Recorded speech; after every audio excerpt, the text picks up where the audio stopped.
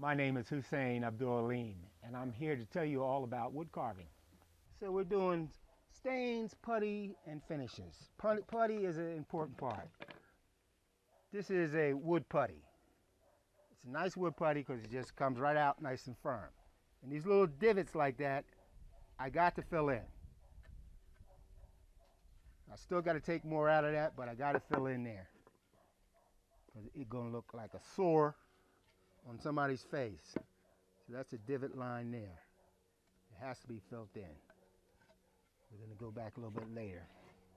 Got some lines in here that has to be filled in. A little bit up in here. The putty.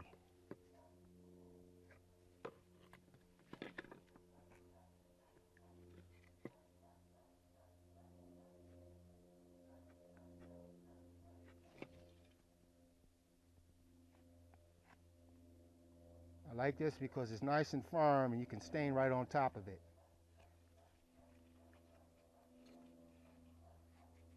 That's good.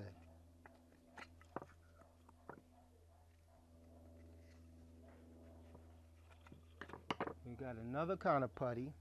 It's a little looser.